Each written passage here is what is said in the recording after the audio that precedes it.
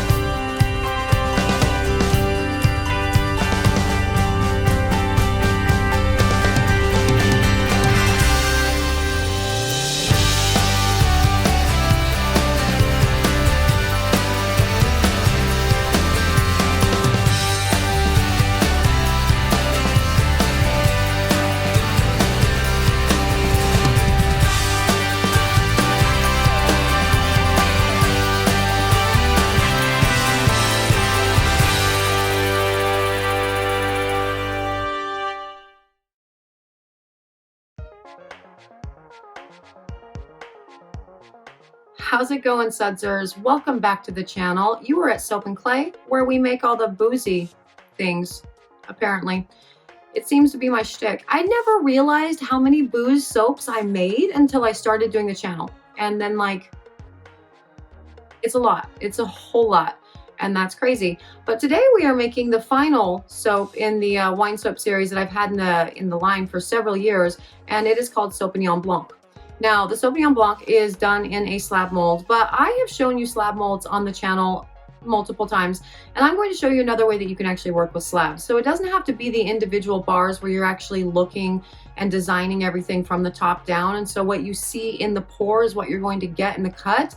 You can actually double them up and cut them different ways so you can actually get an internal swirl within the bars. And in addition to that, which is what we're doing, we are also doing cool, like, raised texture techniques and all of this, and I'm going to show you how I do it. There are many ways to do it. This is one of them. This is the one that I find to be easiest, honestly, but you know, we'll get more into that in the video, so let's go check that out. So today we are making the final wine soap in the line, the Sauvignon Blanc. And the wine in question for this is a Sauvignon Blanc. And it is a great wine, like, in general. I like it. I actually have to find a new wine vendor. I switch out wines pretty frequently for the wine soaps, and I try to go with local, I do exclusively go with local wineries here in Washington State, because we have so many great ones.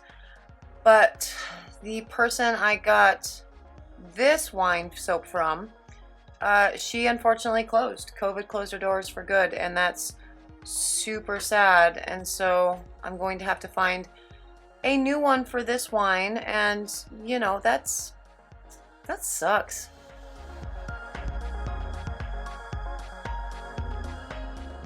Oh, I don't want to get too bummered out with all of this, though. Let's not talk about those things. So the pour for this, now normally I've shown you many slab pours before, but I've only shown you a way to do slab pours when you're just doing a single layer of soaps, right?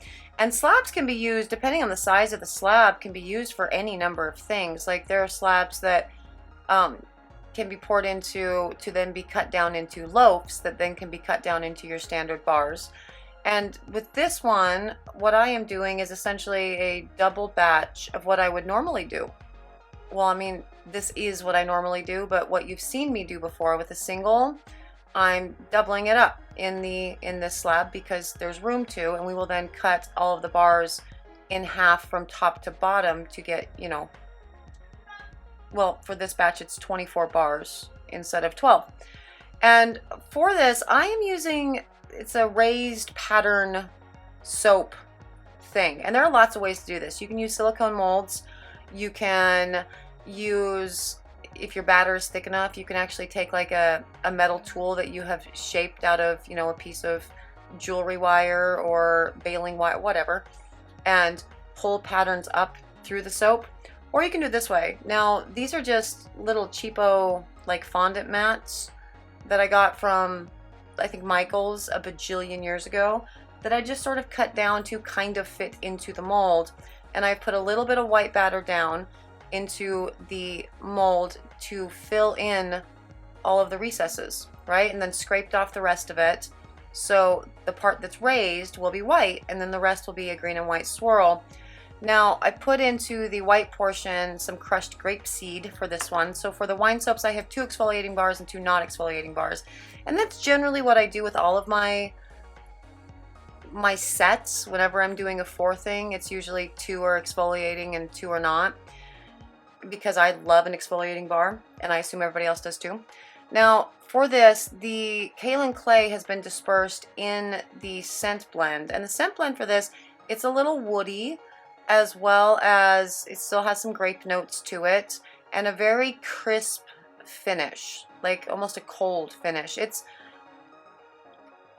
This one and the rosé are my top 2 favorites for in the wine soaps. The muscatfoam is very sultry and sexy, and the grapes of Bath smells just like Smucker's jelly. Like, so those are both cool. But this one and the rosé, which is a, you know, rose and champagne, a little bit of pomegranate in it, my favorites. And this is just going to be a sort of in the mold swirl, really. I'm going to just lay down a little bit of each color in like an S pattern over and over and over again throughout the pour, alternating the colors as I go to create, you know, cool different swirls inside. Because the cool thing about doing a slab this way is that you can actually cut the bar to reveal the swirls that are going on inside, instead of the kind of what you see is what you get when you're using it for a single, you know, tray of soaps. It's cool.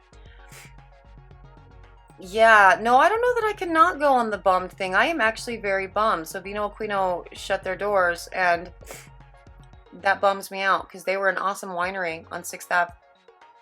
And I actually organized I'm the events coordinator for 6th Ave for the business district, and I organize the wine walk every year, and it's huge, and it's so much fun. And it's, you know, I think last year being 2019, we usually do it the day before Mother's Day, and so we missed it this year because 2020 everything has been canceled. We had, I think, 26 wineries that showed up for this one, which was so cool. And then all the food trucks and all the things, and you get to taste such amazing, cool local wines with all of this. And there are some that just have super fun labeling and all of the. It's a good time. And Vino Aquino, again, they are our 6th Avenue resident winery, and they were the whole ass reason that we started the wine walk in the first place, because we like to support our local all of the things. And they're done. It's very sad. I hope they still do some stuff online. That would be good. So for the top portion of this, I'm taking just what's left of the white, because I am going to cover the top of this bar just like I did the bottom, right? But I can't really scrape the white into the ridges and the crevices for this little plastic thing. And so instead I'm just putting a lot of white down, and then I'm just going to press the little plastic pieces into the wet soap batter, and then it will be put into the oven just as is. It will be C-popped. These don't melt. We don't have any problems with it, whatever. You can also create silicone impressions of whatever it is you want to do with this too. These work just fine. So I do that, and this will be put in the oven for gel and for C-pop, and we will cut into it tomorrow to see what we are working with for the internal swirls, and what kind of cool, beautiful patterns we get inside there, just working with, you know, an S-curve and doing the things. It's a very simple but super fun pour that yields some really beautiful bars when it's all said and done. So, I mean, so far so good. That already looks beautiful.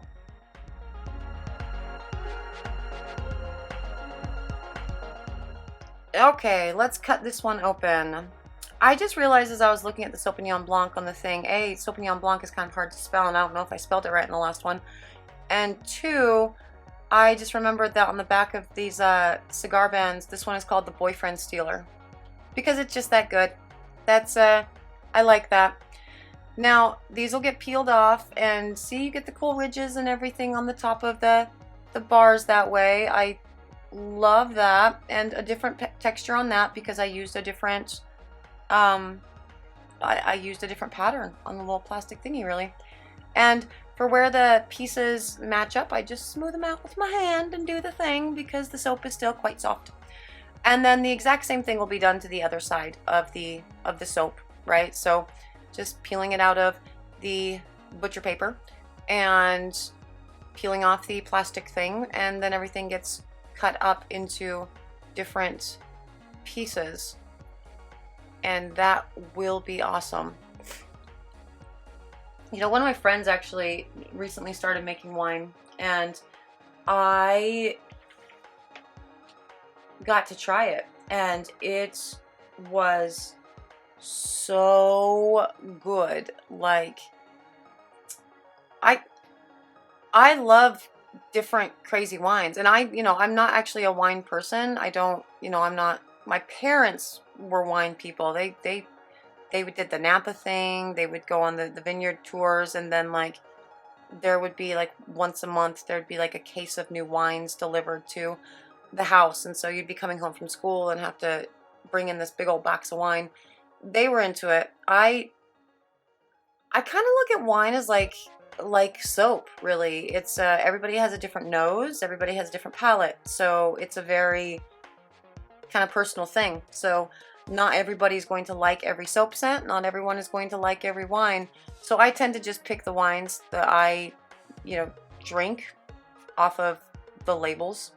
Like when I do the ladies' night classes and stuff at the shop, we pull banquet permits, and whenever it's my turn to contribute wine and do the things or whatever, I literally am just whatever mood I'm in. When I go to the grocery store to get wine, I will just pick up a label that's interesting and matches my mood. And so, and sometimes you get really great wines from that, other times you get really crappy wines. But again, crappy wine to me is probably a delightful wine to somebody else. It's such a weird thing. Wine soaps, though, super not weird because of all the because of the alcohol content, the sugars that go into alcohols. You have a really amazing bubble that's almost effervescent. It's really delightful. And then also with wines, you're getting, the cool antioxidants and all of the fun stuff from their cool. Oh, now that's pretty in and of itself. There's some cool like knots going on in some of that. That's really beautiful. So these have all been chunked out, and they're going to get chunked out one more time, and then they will get fully cut using the cutter into, your standard 1-inch bars, which is cool. But the cool pattern on top of them, I love that. I like texture in things, and so that's one of the reasons why I will disperse my kaolin clay in the scent blend instead of in water at times. That's why I will increase my water content on soaps to get glycerin rivers at times. I just really enjoy texture, and that's, so both sides of that bar, they're both beautiful. You've got the cool, look, it's like a little soap bubble in that one. That's super cute. This is definitely a good soap to do soap Rorschach with, like, for sure, because every single bar is going to release a different pattern, which is so much fun. And like, that is beautiful. That is super awesome. I see the Grim Reaper in that. How about you? What do you see? I totally see the Grim Reaper. Or like a baddie, or like one of the Daedra gods from Skyrim, from Elder Scrolls. Maybe that too. And that looks like the Scream. Like that painting. I think it's Van Gogh. That totally looks like the Scream, right? Did you see that? That's fun. This is one of the coolest parts of soap making. That's one of the reasons why I love swirls more than anything else, is because when you cut into them, you don't know what you're going to get. And that actually looks kind of tree-y, or like grapevine-y, rather. Cool. And that one kind of does too.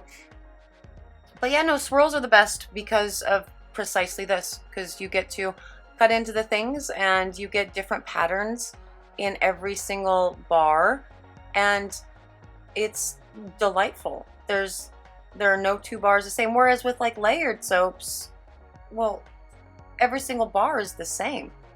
And that's cool for like consistency purposes or whatever, but I don't know, I think it's more fun to have them all varied and unique. And you know, when customers come into the shop, I catch them, actually, I mean, not like catch them like, hey, you stop doing that to my soaps. It's, I catch them sort of just pulling down the cigar bands to look at the pattern of the bar before they decide which one they want to get. They all smell the same, they're all the same color, but they all look different. And so it's cool. I think I'm not the only one that gets into that, just based on observing customers in the shop, really. And those are all really super beautiful soaps, and this is a fun way to, again, use a slab mold so you can still get cool internal swirls that do all kinds of awesome things. And yeah, it's the last of the wine soaps. That is day 222, and I will never be able to find those 2 bars that were the Scream soaps ever again. I swear. I hope I took a picture of them so I could keep that one forever, because that totally looks like the Scream. A painting, it's called the Scream, right? The guy on the bridge, he's like holding his, the Scream. That's totally the Scream, right? I think so. Am I wrong? Huh? See, slab pours, super fun. I love them. And that's cool, the slicing, and you can get the pattern inside. And one of those, like the 2 bars together, when we slice them open, that totally look like the Scream, right? The Van Gogh painting? It's Van Gogh, right? My brother will correct me if I'm wrong. There's a funny story about me doing the wrong thing with artists that we don't have time for today. But yeah, beautiful patterns can totally be revealed inside of soaps when you're working with slabs, as well as with, you know, loaf molds. And so that's cool. Keep that in mind. And the raised technique and the texture and everything, I love that. I'm always here for that. It's fun. It adds some cool interest to the bar. And yeah, if you are interested in the Sauvignon Blanc or any of the other wine soaps that we have in the line, you can totally find them at soapandclay.com. If you're interested in following me on social media, I'm there, Facebook, Instagram, Twitter. And if you're interested in more soapy fun, subscribe to the channel, because we do cool stuff every day. It's cool. I like it. Other people seem to like it. Yeah, for the people who seem to like it and have subscribed, thank you so much for joining me for another round of 365 days of soap. You are like awesome, and it's why I'm a real proper YouTube channel. I didn't think it would really happen this quickly, and it did. It did. Now I'm like, actually have legitimate dreams about like my silver play button and stuff. That's pipe dream, because that's so far off, but you guys have made me happy in the last, 6-ish months, and I super appreciate it. So thank you for joining me for another round of 365 days of soap. I will see you guys all again tomorrow. Bye.